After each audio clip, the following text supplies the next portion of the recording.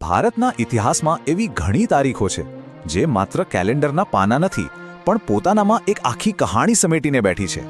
આજે આપણે એવા જ એક દિવસ વિશે વાત કરવાના છીએ, શહીદ દિવસ. આ દિવસ બલિદાન, હિંમત અને દેશ માટેના અતૂટ પ્રેમની ગાથા છે. ક્યારેય આપણે વિચારીએ છીએ કે અમુક દિવસોને આટલું બધું મહત્વ કેમ આપવામાં આવે છે? આજનો દિવસ બસ એવો જ છે. આ એ વીરોને યાદ કરવાનો દિવસ છે જેમણે આપણા સૌના સારા ભવિષ્ય માટે પોતાનો વર્તમાન હોમી દીધો. જી હા, આપણે શહીદ દિવસની જ વાત કરી રહ્યા છીએ. એ બહાદુર આત્માઓનો દિવસ જેમણે દેશના ગૌરવ માટે પોતાના પ્રાણની પણ પરવા ન કરી. એટલે આ દિવસ માત્ર શ્રદ્ધાંજલિ આપવાનો નથી પણ એમના જીવનમાંથી પ્રેરણા લેવાનો પણ છે. પણ શા માટે આ દિવસ આટલો બધો ખાસ છે? ચાલો એને જરા ઊંડાણથી સમજીએ અને જાણીએ કે કેવી રીતે આ દિવસ આપણને આપણી આઝાદીના મૂળ સાથે જોડે છે. જુઓ, આ દિવસનું મહત્વ મુખ્યત્વે 3 કારણોસર છે. પહેલું, એ આપણને એ વીરોને નમન કરવાની તક આપે છે જેમનું ઋણ આપણે ક્યારેય ચૂકવી શકીએ એમ નથી. બીજું, એ યુવા પેઢીના દિલમાં દેશભક્તિની એવી જ્યોત પ્રગટાવે છે જે ક્યારેય ઓલવાય નહીં. અને ત્રીજું, એ આપણને વારંવાર યાદ અપાવે છે કે આપણે જે આઝાદીમાં શ્વાસ લઈ રહ્યા છીએ એ કેટલી કિંમતી છે. હવે એક એવી વાત છે જે કદાચ ઘણા લોકો માટે નવી રહેશે. ભારતમાં શહીદ દિવસ કોઈ એક નહીં પણ 2 અલગ અલગ તારીખે મનાવવામાં આવે છે. જો કે બંનેની પાછળનો હેતુ એ ભાવના એક જ છે, દેશના નાયકોને સલામ કરવાનો. આ 2 તારીખો છે 30 જાન્યુઆરી, જે દિવસે રાષ્ટ્રપિતા મહાત્મા ગાંધીની પુણ્યતિથિ છે, અને બીજી તારીખ છે 23 માર્ચ. આ એ દિવસ છે જ્યારે ભારતના 3 મહાન ક્રાંતિકારીઓ ભગતસિંહ, સુખદેવ અને રાજગુરુ શહીદ થયા હતા. આજના આ વિશ્લેષણમાં આપણે 23 માર્ચની એ ઐતિહાસિક ઘટના પર ધ્યાન કેન્દ્રિત કરીશું. તો ચાલો આપણે એ 3 અમર વીરોની ગાથામાં ડૂબકી મારીએ જેમની શહાદતે ભારતના ઇતિહાસનો માર્ગ હંમેશા માટે બદલી નાખ્યો. એ 3 નામો હતા ભગતસિંહ, સુખદેવ અને રાજગુરુ. આ ત્રણેય માત્ર ક્રાંતિકારી નહોતા પણ પોતપોતાની રીતે અજોડ હતા. એક તરફ હતા ભગતસિંહ, જેમનું નેતૃત્વ લાખો લોકો માટે પ્રેરણા બન્યું. એમની સાથે હતા સુખદેવ, જે વ્યૂહરચનાના માસ્ટરમાઇન્ડ હતા. અને ત્રીજા હતા રાજગુરુ, જેમની હિંમત અને અચૂક નિશાનબાજીની કોઈ સરખામણી નહોતી. ભગતસિંહ, જરા વિચારો, માત્ર 23 વર્ષની ઉંમરે આ નામ ક્રાંતિનો પર્યાય બની ગયું હતું.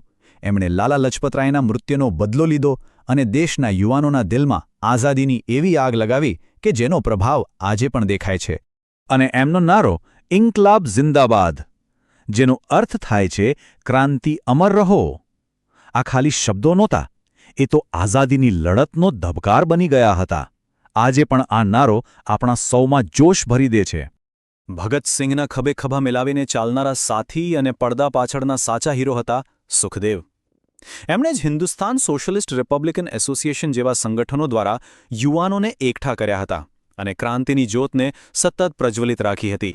અને આ ત્રિપુટીના ત્રીજા સભ્ય હતા રાજગુરુ, એક અદ્ભુત નિશાનબાજ.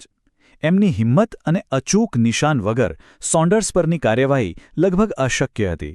એમનું સાહસ ખરેખર પ્રેરણાદાયક છે. એમની આ ક્રાંતિકારી યાત્રાનો અંત એક એવા બલિદાન સાથે આવ્યો જેણે આખા દેશને અંદરથી હચમચાવી દીધો. પણ એ જ બલિદાને આઝાદીની જ્વાળાને વધુ તેજ કરી દીધી. એક કાળો દિવસ હતો 23 માર્ચ 1931.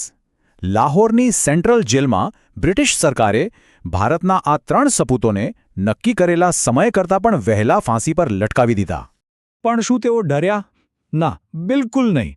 એવું કહેવાય છે કે તેઓ ઇન્કલાબ જિંદાબાદના નારા લગાવતા હસતા ચહેરે ફાંસીના માછડે ચડી ગયા હતા.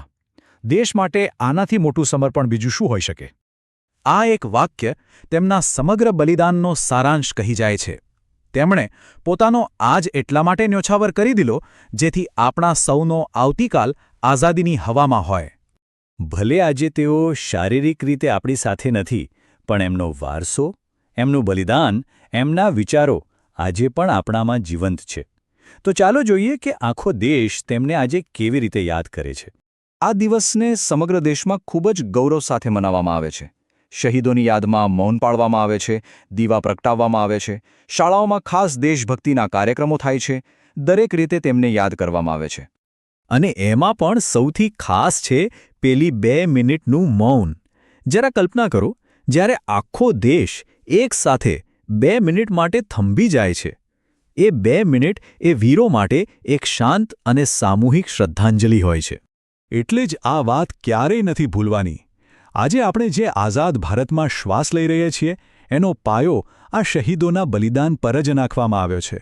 તેમને ભૂલવા એટલે આપણા પોતાના અસ્તિત્વના મૂળને ભૂલી જવા બરાબર છે. તો અંતમાં એક સવાલ આપણા સૌની સમક્ષ છે. સાચી શ્રદ્ધાંજલિ માત્ર યાદ કરવાથી કે ફૂલ ચડાવવાથી નથી મળતી, પણ તેમના સપનાના ભારતનું નિર્માણ કરવાથી મળે છે. તો સવાલ એ છે કે આપણે સૌ મળીને તેમના આઝાદ ભારતના સ્વપ્નને કેવી રીતે સાકાર કરી શકીએ? આનો જવાબ શોધવામાં જ સાચી શ્રદ્ધાંજલિ છે. જય હિન્દ.